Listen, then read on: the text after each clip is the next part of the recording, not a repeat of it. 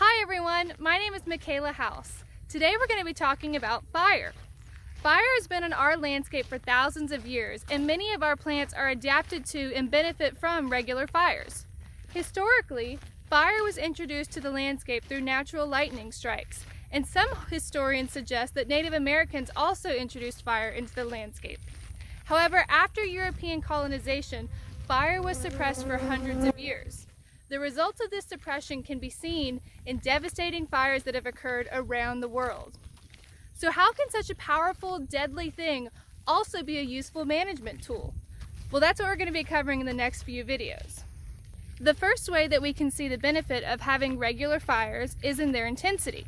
When we burn intentionally and frequently, the intensity of the fires decreases. This is true in the piney woods, the prairies, and the brush country. The intensity of a fire depends on the amount of fuel on the ground and the weather conditions. Now, when I say fuel, what do I mean? Fuel simply refers to the combustible material on the ground. So that's made up of dry or dead plants. Now, when we burn more often, there's less fuel on the ground, and so that makes those fires less intense. Here I have a couple of models that will help demonstrate the difference in those two different burning scenarios.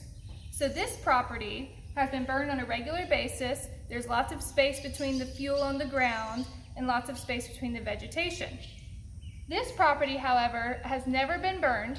Any accidental fires have been suppressed, and so the fuel load on this property is gigantic. All the fuel is touching, and it's very, very combustible. So now we're going to look at a situation where fire is actually introduced to this landscape.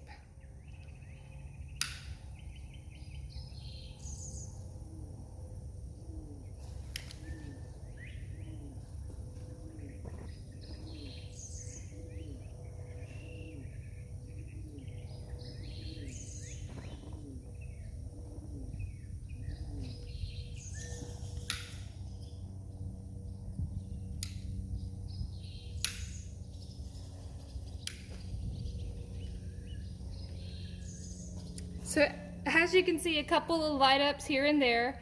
It is slowly moving across the property with the help of some of our wind conditions. And now we're going to light the other one.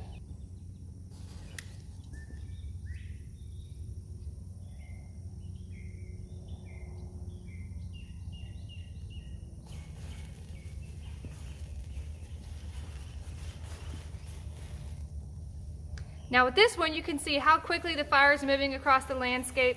It looks like every single bit of fuel on this property is going to be burned. It's a lot more intense, and chances are this fire would not be beneficial. And we'll look at the end some of the differences in the habitat.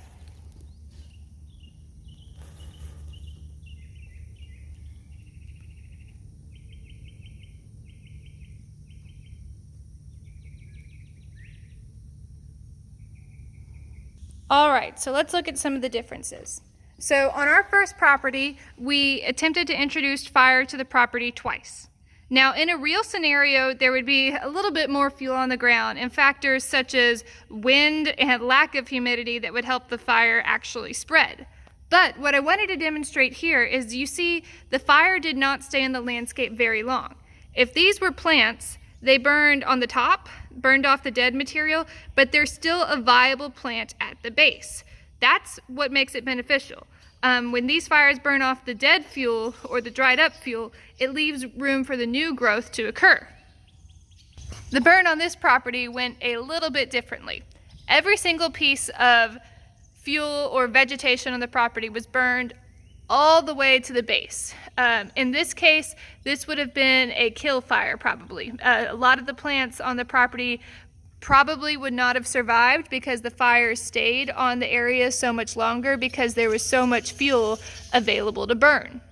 So hopefully this helps make it clear how fires can be beneficial to the landscape and how they can help reduce the actual intensity of fires in the future. We're going to be having a couple more videos about prescribed burning, but if you have questions, please feel free to put them in the comments. Thanks!